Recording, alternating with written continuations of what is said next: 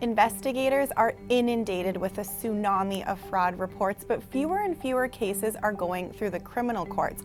There are efforts to fix that, though. One big way, the provincial government set up Ontario's Serious Fraud Office, or the SFO for short. The unit brings together police and prosecutors from across Ontario to investigate large, complicated fraud cases. We were invited there by Detective Superintendent Dominic Chong, but we weren't able to film much because of security and privacy reasons.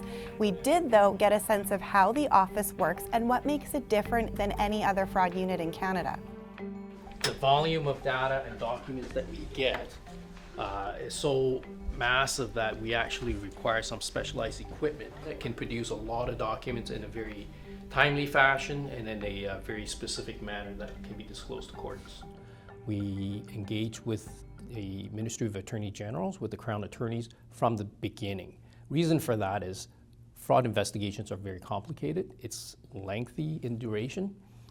It would be very challenging to have a Crown Attorney assigned at the end of the investigation and be able to catch up enough to understand a case and be able to effectively prosecute the case.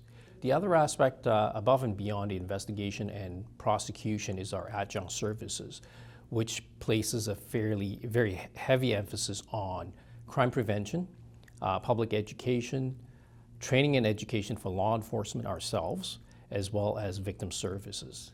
The SFO is usually working on around a dozen cases at once. A single case can take several years from start to finish. The office has taken on 12 since it started in 2018. So far, charges have been laid in 4 of the cases, and the 2 that have gone through the entire court process both ended in convictions. One of those cases is Debit Direct.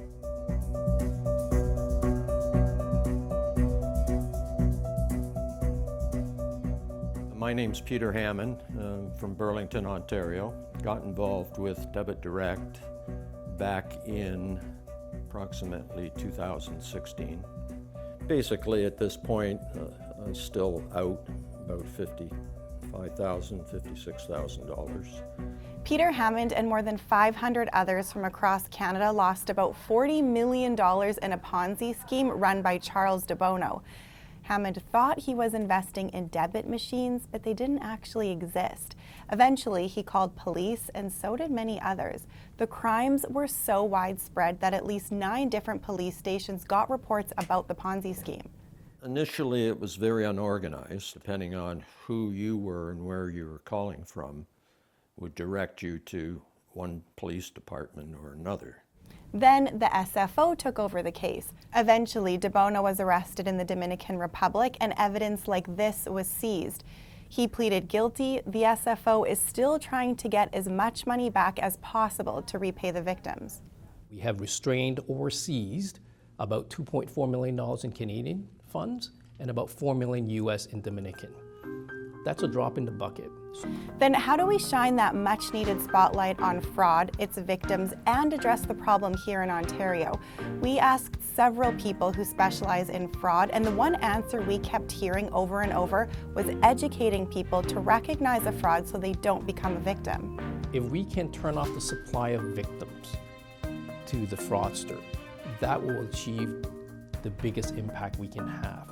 But again, we're going in after the fact. We're fighting uphill, if you will. It's much more effective to try and prevent fraud from happening in the first place, and it's a much better use of our resources.